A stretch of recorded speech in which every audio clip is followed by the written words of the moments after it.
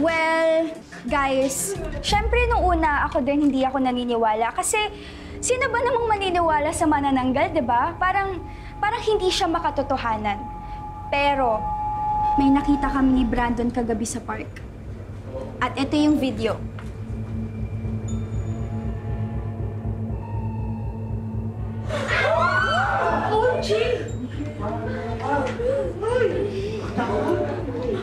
And there you have it!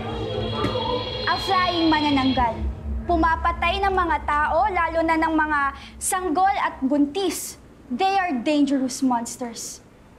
Dangerous monsters? Yes, Fes. Kasi di ba unlike ng mga duwende na paglalaroan ka lang, ng mga kapre na bubugahan ka lang ng usok. Kaya kayo, mag-iingat kayong lahat. Lalo na may mga pinapahid sila kasi na parang special langis bago sila magpalit ng anyo. Kadiri naman, iyo. How primitive!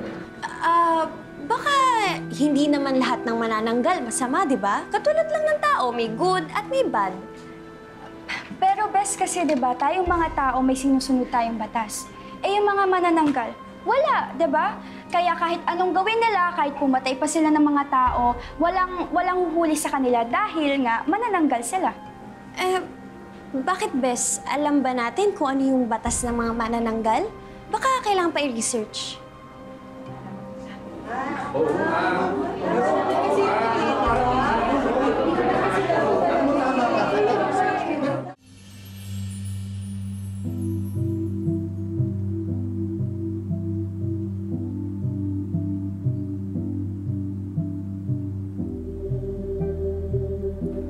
What's good, my sissy Libby?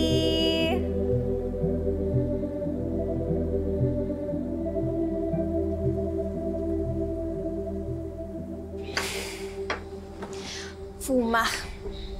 Ayun. Inis na inis sa pa-main character kong Bes. Tanggap ko naman na sa aming dalawa siya yung mas maganda, mas matalino, mas mabait. The design is very inggit, ha? Eh, bakit kasi nakikipag-friends ka pa kay Hana? Okay naman kasi siya nung una eh. Akala ko mabait kahit bida-bida. Pero hindi pala. Judgmental pala siya. Deep inside, nandidiri siya sa akin. Paki-explain nga, sis. Pinahiya niya ako sa report niya. Nilalait niya yung mga manananggal. Pinakita pa sa klase yung video ko na lumilipad. Buti na lang, di nakita yung mukha ko. Grabe yung kaba ko, sis. Oh my gosh! Grabe naman pala yung situation mo kanina, sis. Yan ang sabi nila sa akin, na dangerous monsters daw ang mga manananggal. Eh, nagpapahangin lang naman ako nun. Tsaka hindi ako pumapatay at kumakain ng tao. Hello? Siguro mga ninuno ko, oo. Pero ako at ang parents ko, never. Diyan si manananggal ako, no?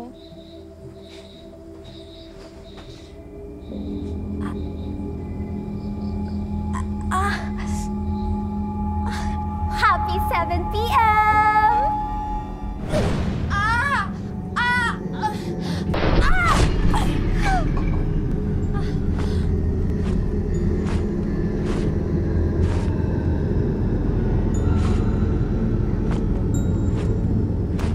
Congrats guys dahil umabot na ng 200,000 reacts and 1 million views yung manananggal videos natin sa Friendsbook page ng ating school journal.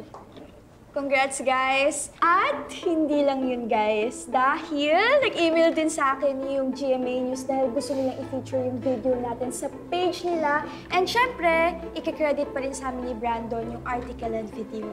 Congrats, guys! Hana, Brandon, congratulations! Salamat po, ma'am!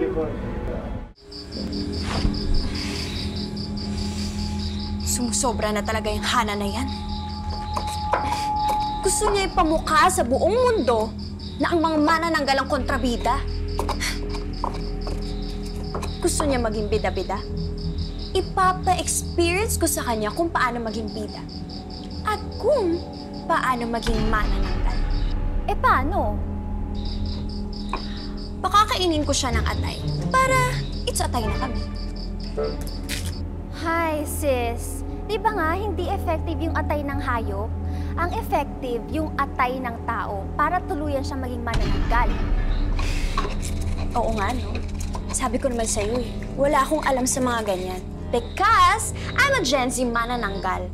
Tsaka, never akong pumatay at kumain ng tao.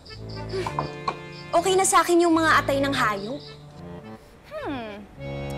What if ipahid mo sa kanya yung langis ng manananggal para mas maging smooth yung paglipad at paggalaw niya?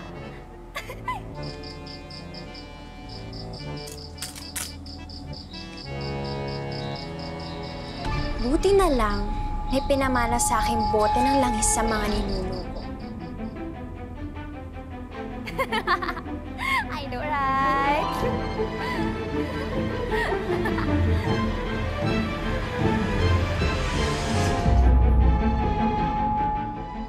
Tama ang lola mo, Bes. Kasi sa totoo lang, sobrang bright ng future mo. Imagine, Dean's Lister ka na, tapos malaki ang chance na matanggap ka sa mga prestigious companies after graduation.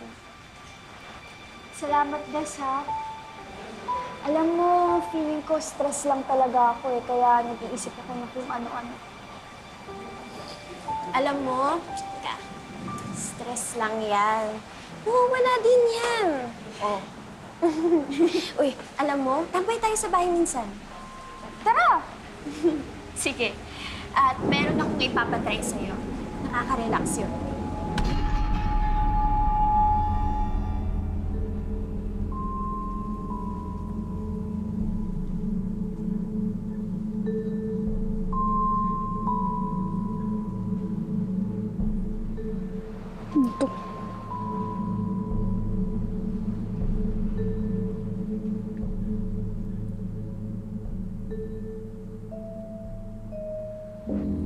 Tihap, tihap, liu-ar. Tihap, tihap, liu-ar.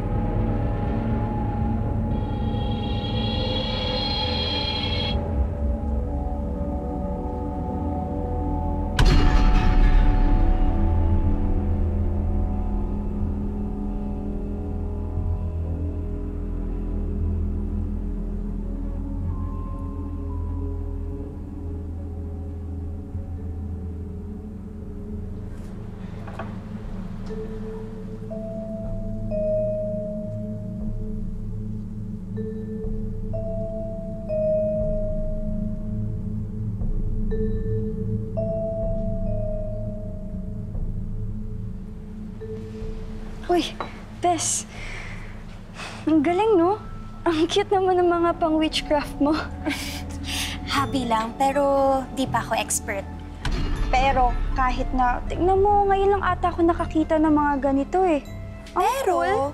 nakakagawa ko ng remedies sa mga sakit sa ulo, muscle tension, sa stress. Talaga? Bes, baka naman pwedeng pahingi, please.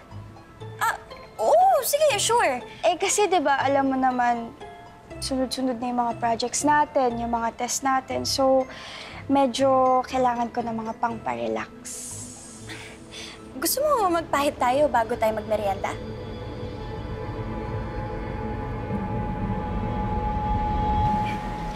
Ito.